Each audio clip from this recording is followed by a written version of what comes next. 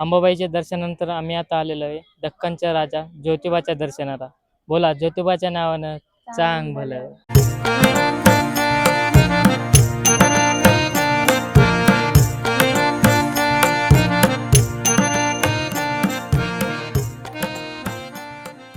तर नमस्कार मित्रांनो, मी आपला बीडचा सतीश आणि स्वागत आहे तुमचं आपल्या एका नवीन व्हिडिओमध्ये.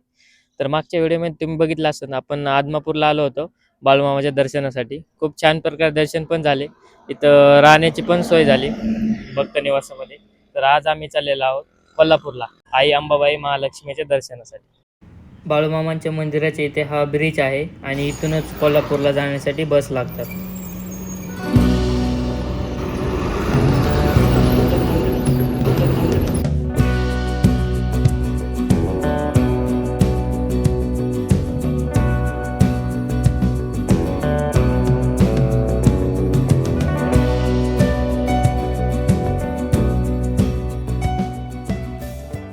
बसने आता आम्हाला कोल्हापूरच्या एस टी स्टँडला सोडले आहे. इथून आता आम्ही रिक्षाने म्हणजेच वडापने, इकडे रिक्षाला वडाप म्हणतात, तर निघालो आहोत महालक्ष्मी मंदिराकडे. आता आम्ही महालक्ष्मी अंबाबाई मंदिराच्या इथे आलेलो आहोत.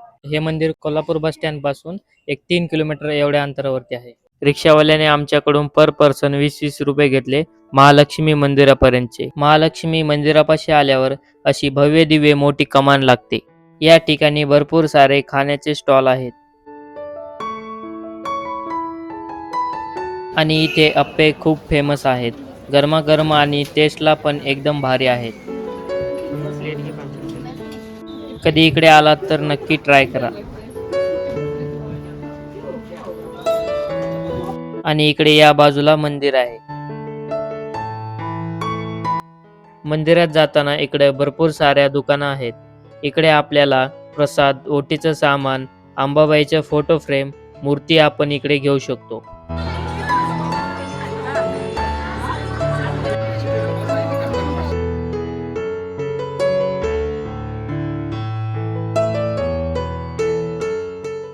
इथून या बाजूने मुख्य दर्शन रांग आहे. तर चला आता महालक्ष्मी अंबाबाईचे दर्शन घेऊया.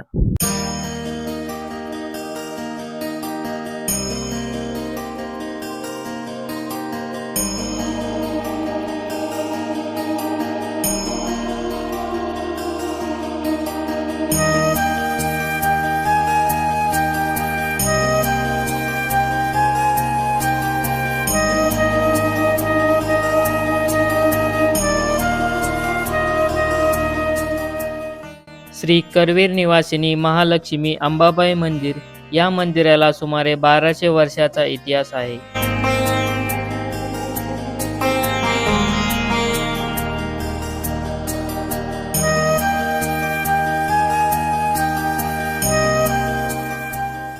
हे मंदिर आपल्या महाराष्ट्रामध्ये कोल्हापूर शहरात आहे आणि 3.5 शक्तिपीठापैकी कोल्हापूरमधील महालक्ष्मी अंबाबाई मंदिर हे एक शक्तिपीठ आहे.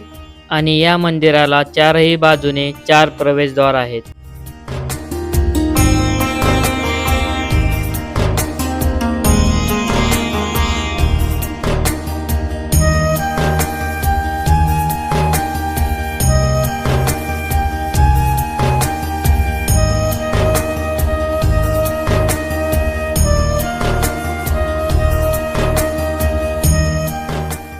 या ठिकाणी मंदिरामधील आरती व पूजेचे वेळापत्रक लावलेले आहे.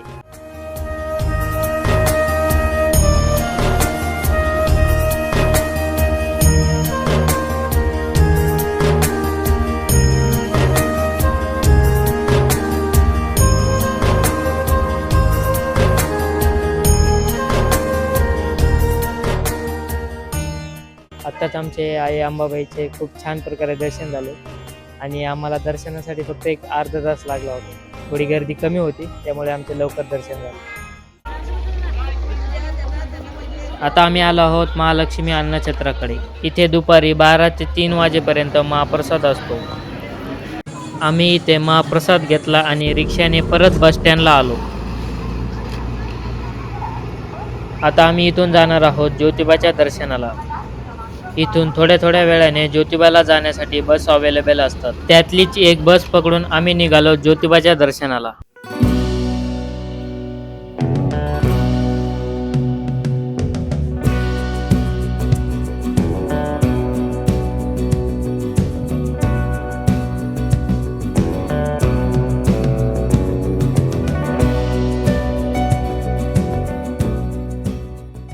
अंबाबाईच्या दर्शनानंतर आम्ही आता आलेलो आहे दख्खनच्या राजा ज्योतिबाच्या दर्शनाला. बोला ज्योतिबाच्या नावानं चांग भलं. मंदिरात जाण्या अगोदर आपल्याला भली मोठी अशी कमान लागते आणि त्यावर लिहिलेला आहे दख्खनचा राजा. कमानीतून आत आल्यावर पुढे प्रसादाची आणि गुलालाची दुकाने आहेत.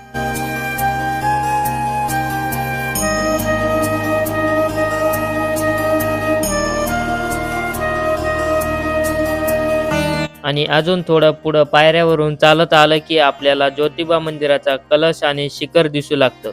बोला ज्योतिबाच्या नावानं चांग भलं.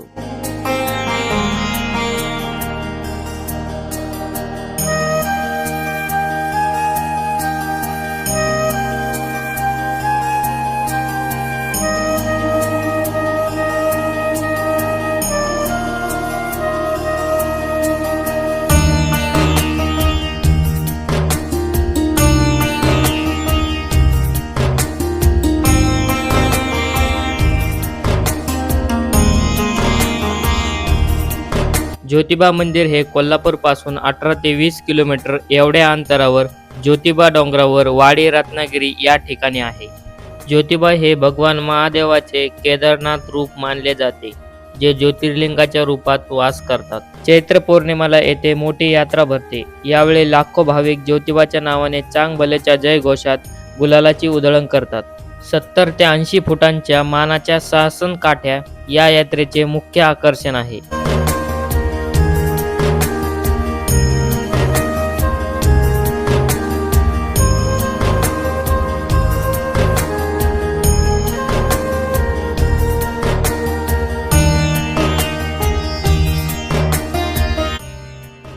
मंदिर परिसरातील यमाई देवीचे मंदिर, चोपडाई मंदिर आणि रामलिंग हे ज्योतिबाच्या उपस्थानांपैकी एक आहे.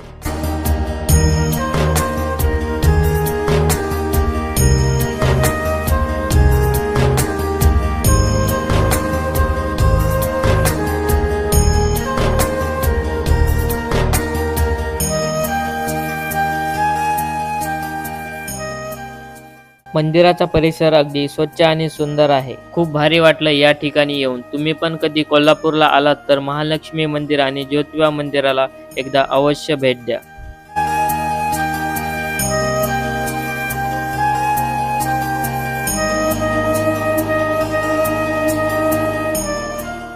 खूप छान प्रकारे आमचे दर्शन झाले. आता आम्ही निघालोय कोल्हापूरला आणि तिथून सुरू होणार आमचा परतीचा प्रवास.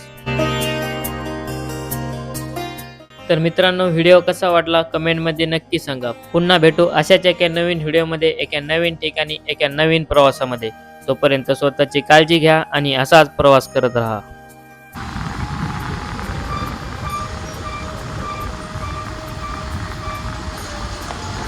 आणि आपल्या चॅनलवरती नवीन असाल तर चॅनलला लाईक आणि सबस्क्राईब करायला विसरू नका. भेटू अशाच एका नवीन व्हिडिओमध्ये.